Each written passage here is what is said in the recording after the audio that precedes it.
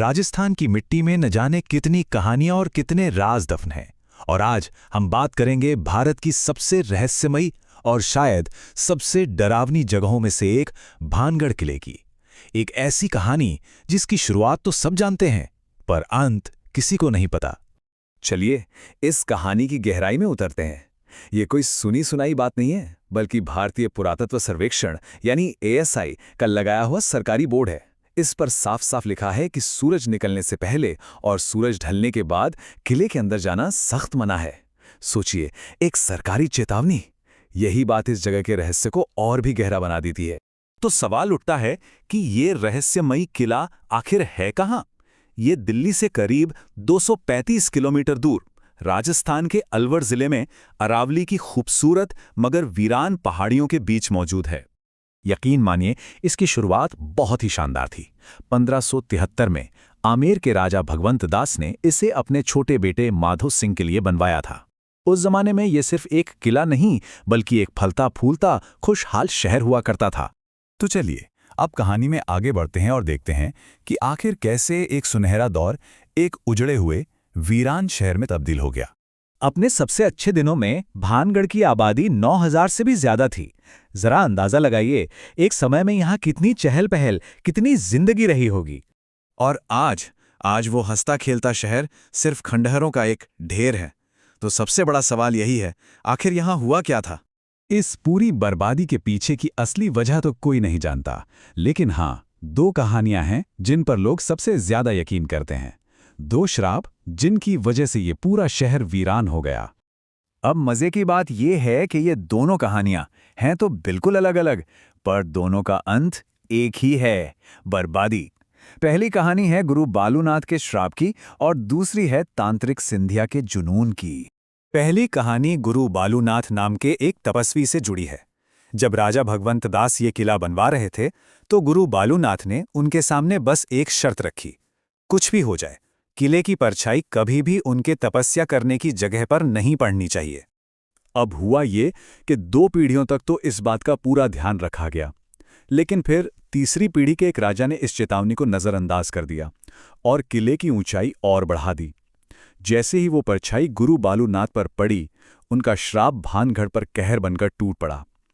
लोग तो ये भी मानते हैं कि 1783 का वो भयानक अकाल, जिसने पूरे उत्तर भारत को हिलाकर रख दिया था, उसी श्राप का नतीजा था। और दूसरी कहानी तो और भी ज्यादा नाटकीय है।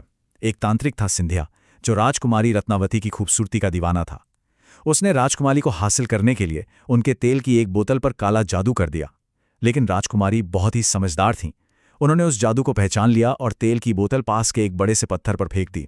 कहते हैं कि वो जादुई पत्थर खुद ब खुद तांत्रिक की तरफ लुढ़कने लगा और उसे कुचल दिया।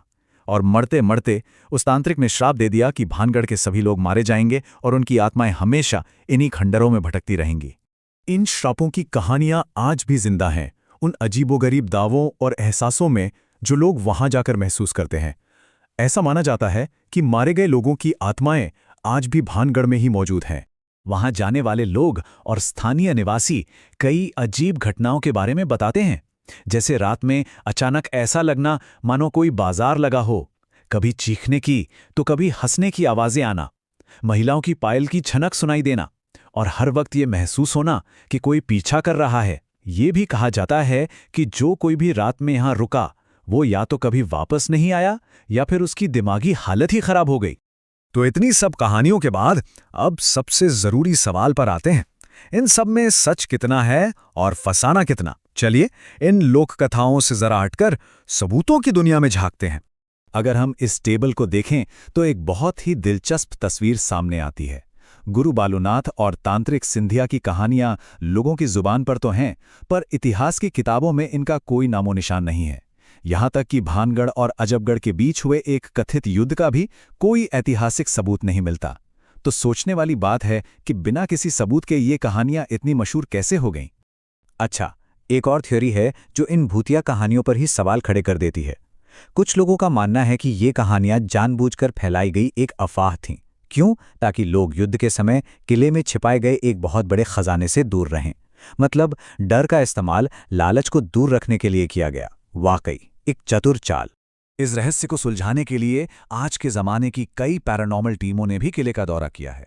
हाँ, ये बात सच है कि उनके उपकरणों ने कुछ अजीब घटनाओं को रिकॉर्ड किया है, लेकिन आत्माओं की मौजूदगी का कोई ठोस सबूत वो आज तक नहीं मिला। इन जांचों ने असल में रहस्य को सुलझाने की जगह और भी उलझा दिया है। तो आखिर भानगढ़ का सच क्या है?